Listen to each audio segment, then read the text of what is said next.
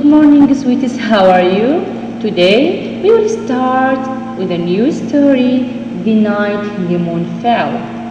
Oh, the night the moon fell. Does the moon fall? Does it fall? When do you see the moon? During the day or at night? What can you see in the sky at night? And what can you see in the sky during the day? Okay, now let me ask you some questions. Is it so easy to make changes in your life? Is it easy to change your friends? To change the place where you live? Is it easy to change your school? Is it easy to change anything that you love it? Is it easy? Okay. Our story today is a myth story. It means an old story that often explains something about nature.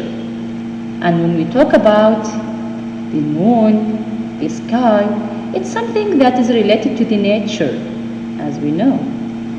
Now, let's read the story to know more about the night the moon fell. Now please open page 130. Before we start, can you tell me what can you see in the picture? See? Yeah, there are stars. Oh, there's someone. What is he doing? Okay, let's read to know more about him. One night long ago, Luna the moon loomed high in the night sky. Stars twinkled and Luna's friend the wind buzzed nearby. The night was hushed and peaceful. Suddenly, the sky shook. A loud hush rattled the stars and startled the moon.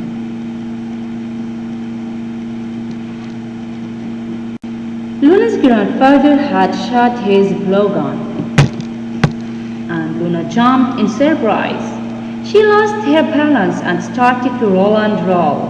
Luna rolled through stars and she rolled through clouds. She rolled down to the earth and splashed into the ocean's cold, dark waves.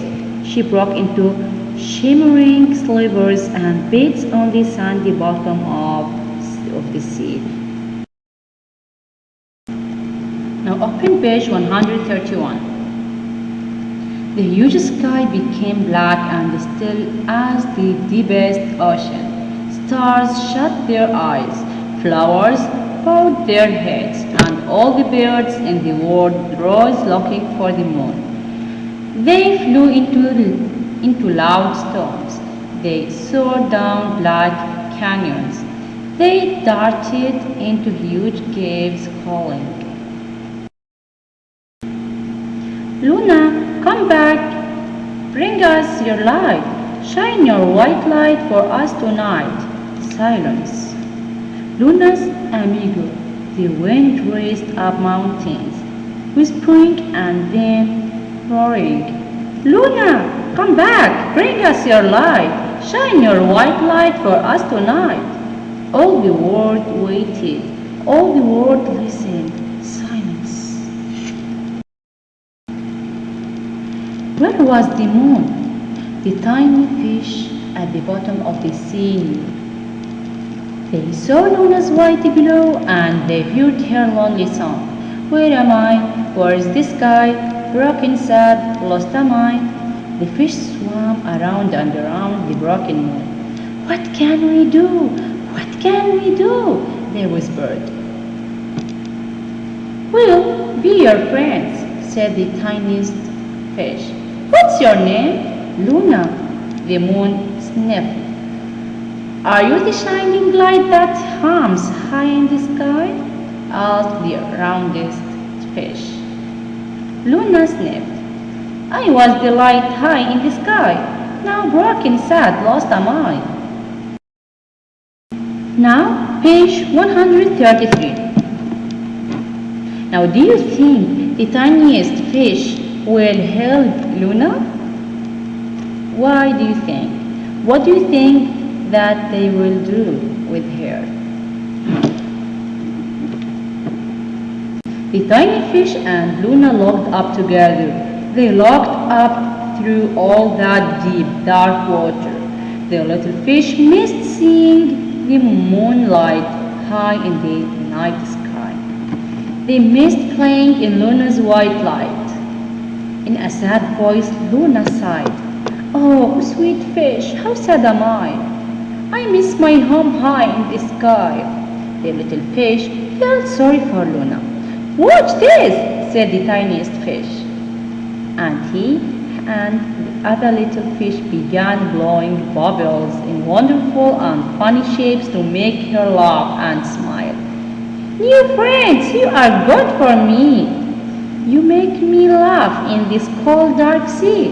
The tiny fish began to hum, and in time, Luna hummed too. She hummed herself to sleep.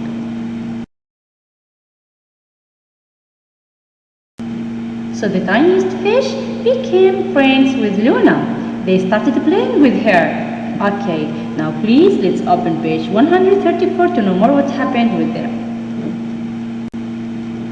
When she woke, Luna looked around.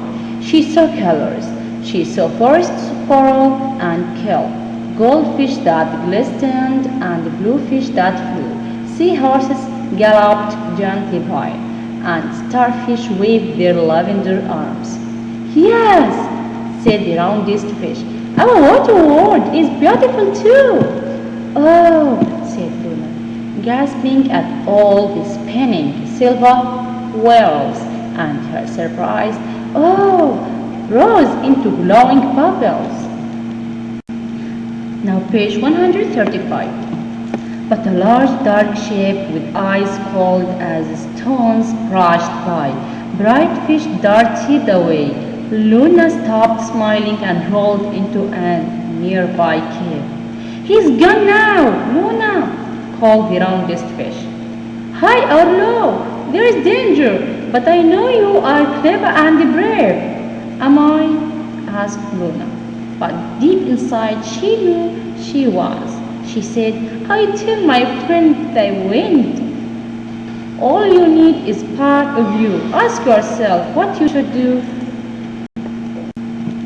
The roundest fish said, Luna, ask yourself what you should do, and we'll help. Let me think, said Luna. She thought and she thought, and the tiny fish hummed softly to help her thinking.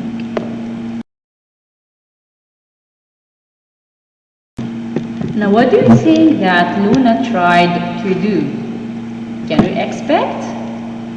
Okay, now open page 136.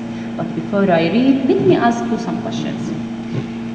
Okay, do you prefer working together with others or work with yourself alone? Do you think that when you have a danger, when you face a danger, you can face it by yourself, or if you have others with you, you will be able more to face this danger? Now let's start reading page 136. Luna started swaying to their music, and the fish swayed with her. Then Luna began to hum and to roll to her music, and as she rolled in the strange new land, she began to collect herself. How can we help you? Asked the tiniest fish.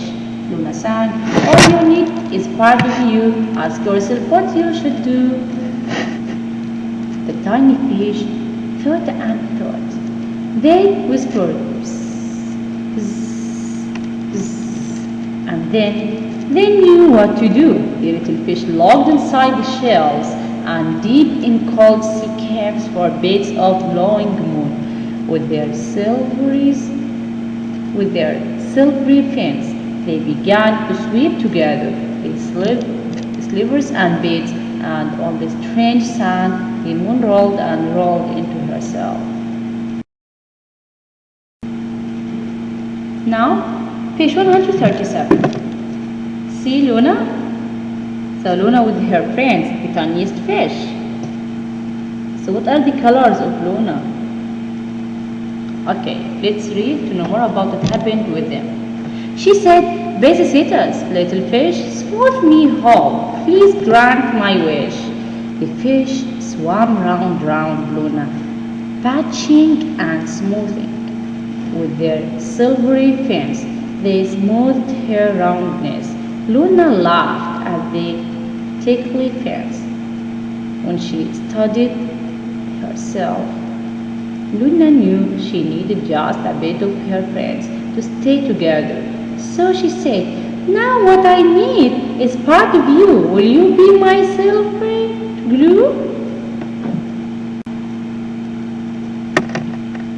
So she said, "Now what I need is part of you. Will you be my silvery glue?"